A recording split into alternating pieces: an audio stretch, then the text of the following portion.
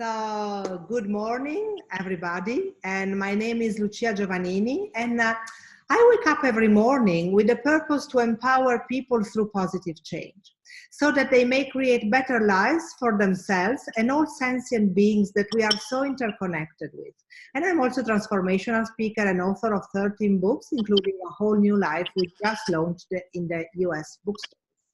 And in this inspirational new life series, I'll be chatting with inspiring men and women who have discovered how to harness the power of change and create a whole new life that is truly fulfilling and authentic to who they are.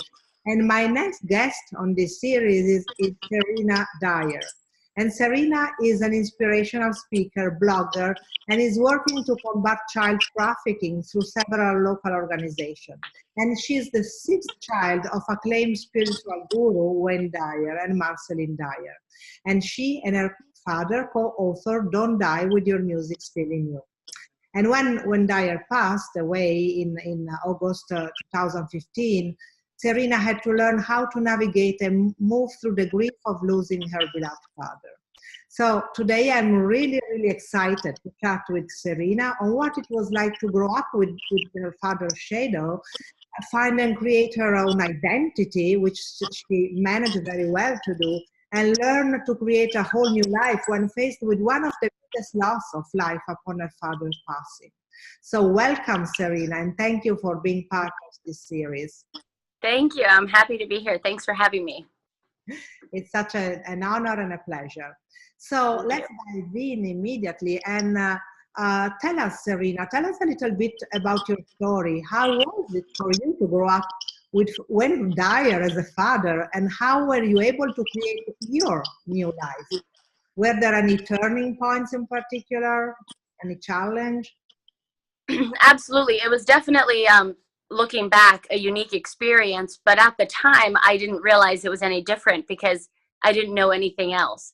So I thought everybody had an Uncle Deepak, and I thought everybody learned meditation when they were children and had parents that were sort of wacky in the best sense of the word. When I was getting a little bit older, I was kind of in a difficult situation where I was trying to figure out what I wanted to do with my life. And I decided I was going to try law school. I went. It didn't feel right. It wasn't something that resonated with me. I was also getting a master's degree, so it was a lot. But I loved school, and I thought this would be a great career path for me. Shortly after I had started attending, I started getting sick all the time, and I was just really unhappy. And I remember talking to my dad about that. And I remember him saying, "Serena, you're 22 years old at that time. You don't have to know what you want to do with your life, but you do need to know how you want to feel in your life." And he said, if you can't decide at 22 what you want to do, and he said, you'll probably change your mind 25 times until the day you die anyway. He said, why don't you concentrate on marinating your conscious and subconscious mind in how you want to feel? And he asked me, how do you want to feel? And I said, I want to feel content. I want to feel peaceful. I want to feel fulfilled. I want to feel of service. And he said, so every morning when you wake up and every night before you go to bed, allow yourself just 5 minutes to bring that feeling into your body, not just your imagination, but actually feel, what does it feel like to be content, to be at peace, to feel fulfilled. And I started doing that. And through that process, so many things in my life changed. It was really the start of my journey with actually meditating. And from there, I had an opportunity to write the book that I ended up writing with him, to start speaking, to start blogging. And those things didn't happen overnight, but I could really see in my life a dramatic shift when I went from feeling bad all the time, feeling unhappy, feeling unfulfilled, to just focusing on bringing into my body the feeling of what I wanted to attract into my life, which was really just peace. And that was a low point that because of him as a father and his different way of thinking and teaching and guiding me as one of his children, it really shifted my whole course of my life for me. Yeah. And it's such an interesting, such an important point, as a matter of fact, because I mean, of course, one way to go, to let's say to go at goal setting is we are clear on what we want to, we visualize it, and then we feel it, etc., etc. But it's not so, I mean, many times we don't know what we want. Our future is not so, we are not so clear about, especially at 10, 22 years. I mean, Right. and so at that point, many people get confused and say, I don't know what to do. I should know. I'm so confused. And then they feel even worse for that. They start criticizing themselves. So this Exactly. advice is so important. Start with the feeling. What do you want to Right. feel? And build Right. from there. Exactly. Exactly. It was less important that I had a path laid out in front of me of check this box and that will take me to this step, and then that will take me to this step. And you know, I kind of knew life doesn't really unfold that way anyway. Things happen that you can never foresee happening, but it's about remaining connected to the feeling. And I've fallen off of that path at times. You know, there are times where I've started to feel worried or afraid or full of doubt or anxiety, and I just remember that practice of just 5 minutes before bed, 5 minutes in the morning, of just resetting my energy. Because he used to say, you don't get in life what you want. You know, the secret sort of got it wrong, is what he would say. You get in life what you are. And how you vibrate, how your energy, you know, is present in your body is what you're going to align with, and is what you're going to match up with. And he would say, start with bringing the feeling in, because by doing that, you become a vibrational match for whatever it is that you're seeking. And that was just such a key turning point for me in my life, really applying the work that he had been teaching for so long, but it had never really applied to me before. Yes, yes, and it definitely. I think this experience that you shared with us will make it much easier for many people who are not clear about what they want to just work on their feelings. And we can all Right. work on our feelings, because Right. there are, as you said, there are things that happen in our life and we can't do anything about it, but we can definitely can work on our feelings 100%, always. Exactly. And when we work on our feelings, we work on our vibrational level. And that point, when we start vibrating at a certain level, we also start attracting and matching with all that vibrates at that level. Right. So life starts unfolding before us, and then clarity comes. So Exactly. yeah, it's sort of, you know, doing the path, taking the path from another door, or taking the path from another, but it's equally, if not more important, or equally important. I mean, if you have your goal clear, it's okay, you can move toward your goal, but most of the times we don't have that clarity. So yeah. Right. Right. And I have a second question for you. How, and it's a personal question, I know, so I mean, feel free, I mean, if you want to answer, but how did you move through, you know, the grief? How did you deal with your father passing? So very shortly after I got the call that he wasn't responding at his door from his assistant, I was actually on the phone when they broke in to the hotel room door and found him on the floor, and that was very traumatic because I was on the phone in Florida, he was in Maui, and I was sort of screaming through the phone, "What's going on? Do CPR." I couldn't. Nobody was telling me what was happening. I just knew something was wrong, and right after that, and then, you know, I had to tell some of my family members and some of my siblings, and sort of the word spread. I didn't cry initially. I was really, really in shock, and I never understood what shock really was until I experienced it. I was in shock, and I came home after a few hours of being at my mom's house, and I remember I laid in my bed and I said, "Dad, if everything you've said my whole life about the human being having a temporary experience, it's the spirit that lives on, that he used to talk about feeling like he could connect to his parents after they passed." I said, if all of that is true, that the spirit lives on and can guide and communicate from the other side, I'm going to need you to give me a sign if you really want me to believe. And I laid there and I was like expecting like rainbows to come shooting out of like the light bulbs, you know, like I really wanted something major. And nothing really was happening. And I just felt this sudden urge to listen to his podcast, which is something I had never, ever done.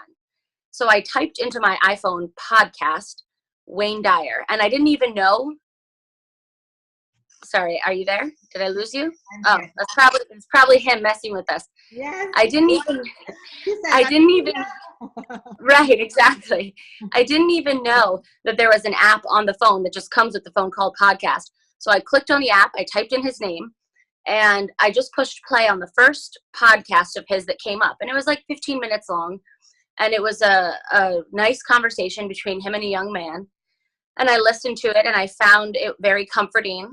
And it was getting to the very end. I could see that there was like 15 seconds left. And I thought, that was really nice, and it was very comforting, but it was not the sign I was looking for.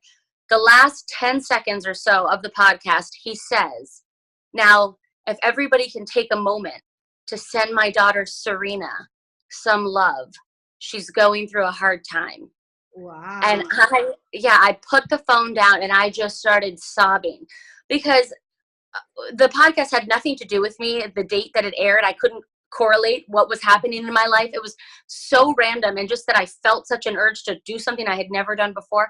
I started laughing, crying, sneezing, snotting. I was just a giant mess, and I just said, okay, I'm gonna get through this. And for me, it was not like that just flipped a switch and the grief was gone. I mean, it was almost like that opened up the door for me to start to really grieve, but also to start to try to connect with him in a different way. And that was a transformational experience for me. And I have to say, just a side note, he died in August, so about 9 months before he passed away, he had sent everyone in my family a DVD of him and Esther Hicks doing a live interview together, and it was a DVD. And he had said to each of my siblings and I that if we wanted any money from him for Christmas, we had to watch this DVD, and we had to tell him what our favorite part was. And it was because he felt that there was so much wisdom coming from Abraham through Esther. You know, she channels Abraham, that he just wanted us to really get it. And I wrote back to him and I said, after watching the DVD, that the most influential part of that DVD was when Esther or Abraham talked about how after Esther's husband, Jerry, passed away, Esther was lost and she was devastated because she was a channel, could connect with spirit easily, and she couldn't connect with Jerry. And she was so upset why she could not connect with Jerry, until finally her guides basically had to intervene and remind her that you cannot connect with spirit, which is operating at the level of joy, of love, of gratitude. You cannot connect with spirit at that level if you are living and operating in the level of grief and fear and doubt. And that she had that reminder. And once she had that reminder, she sat down and thought of an experience that she had with Jerry that was so funny and full of love and joy. And she just remembered that experience. And in that moment, she could hear him communicating with her. And so for me, it was such a powerful lesson that I had received from my dad and Esther and Abraham 9 months earlier. And that became the focal point for me of getting through the grief. Of anytime I started to feel really down, I would allow myself to feel that. Yeah. But I would make a point of then going to the place of joy, right, of love, of remembering or realizing that he's still here and his love for me is still here. It's like my sister Sage said, we can't see the stars during the day, but we know that they're there. Yeah. And as soon as the moon comes out and the sun goes down, we see them. It's not like they're not there during the day. We just don't see them.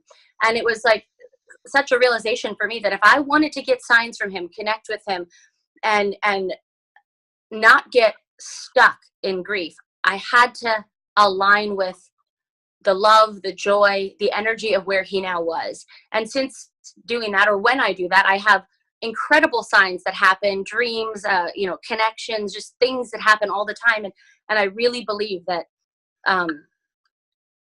staying stuck in the grief makes it really hard for our loved ones to get through to us.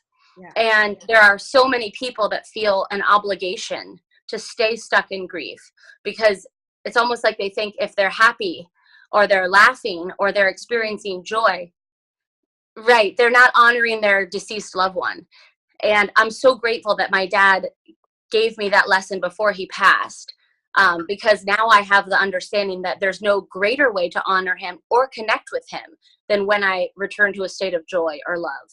Yeah, it totally resonates with me. I had a similar experience, even if different in details, but when my father passed away, the day of my birthday, by the way, which is an incredible coincidence, but Right.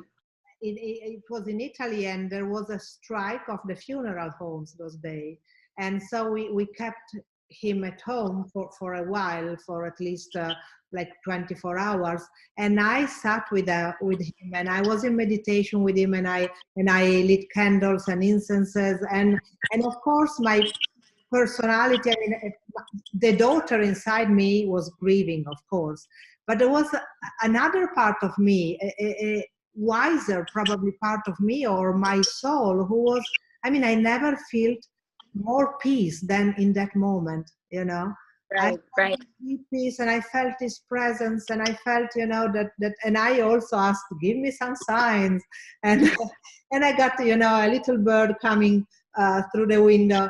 But I mean, apart from that, it was really the for me it was, and I talk about this experience in the book, because for me it was like a living, you know, workshop on life and death, and in a way, from that experience I realized that, I mean, we never die. Of course, the body passes away, but the soul is always forever living. And I totally agree with you.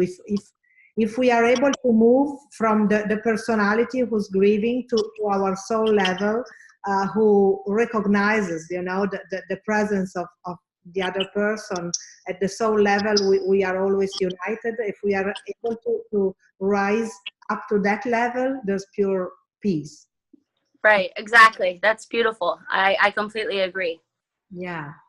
So if there was someone listening who is currently dealing with the grief of life-changing loss, whether that is the loss of a loved one, like we talked about now, or the loss of a significant relationship, for example, what would be the one message you would like them to take away and carry with them for the rest of their lives? I mean, it would honestly be what I said before, which is we don't get in life what we want, we get what we are.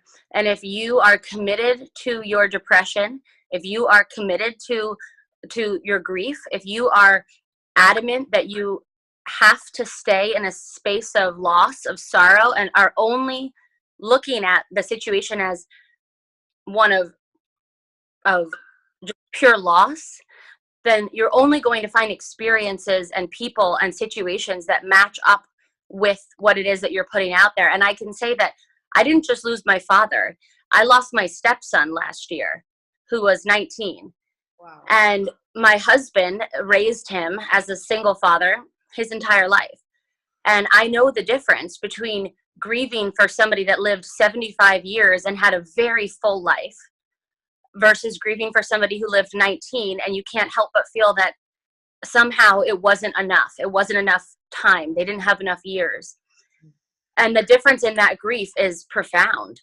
And I experienced it. One was feeling just pure love for my father, and that made it so much easier to connect with him. The other was so much guilt and shame and hurt relating to the death of Mason, my stepson. And it made it so much more difficult to shift from that energy into one of love. But I can tell you that my husband has made it a full-time commitment of his to constantly realign with the joy and the love and the knowing that Mason's 19 years on earth were not cut short. They were exactly as they were meant to be. And that one of the things that he says all of the time is that if there are no accidents, which is something that we believe, if there are no accidents in this universe, then his soul and Matt's soul signed up long before they were born to have this experience, because the soul only wants two things: to grow and to expand. And if that is something that resonates with you or that you believe, then you must know that whatever loss you're experiencing is a loss that you signed up to experience for the purpose of growth. And that if you can stay awake, if you can stay connected, if you can stay committed to your inner sense of love, then you will never lose the profound teachings that whatever you are experiencing showed up to give you. But if you stay committed to the grief and the fear and the doubt, you'll miss it. And sometimes the lesson will come back and come back until you get it. And I think that for anybody that is experiencing profound loss, making a commitment to return to the space inside of you that is full of love is not dishonoring the person that you lost. It's not dishonoring the situation that you lost. It's knowing that it's all on purpose, that you signed up to experience this, and that 19 years or 9 years or 90 years, that was the soul's journey in this lifetime. And it's all in divine perfect order. Yeah. That's what I would say for anybody listening that is going through something like that. Yeah, thank you. Thank you, Serena, very much. It's such a profound message and such an important message. It also talks about trust, trust right. in the universe or God or whoever we want to call him or her. But the idea is trusting the process. And yeah, thank you very much. And it makes a difference. It makes such a difference, when you actually use those teachings, not just, listen to those teachings, but you actually practice them. Even if you start trying, to practice those teachings, to shift your state, it makes a difference. So, listeners, please try. Thank you very much, Serena. Thank you. Thank you for being part of this series. And you can find Serena at serenadyer.com. And if you are inspired by this interview and would like to learn more about how to create happy relationships or make a positive change in your life or face challenges in your life and create a whole new life, click on the link below to order my new book, A Whole New Life. And stay tuned to my Facebook page for the next interview tomorrow. And join my A Whole New Life Facebook group if you want to watch the whole series at any time. Thank you again, Serena. And thank you. Bye. Tomorrow, everybody. Bye.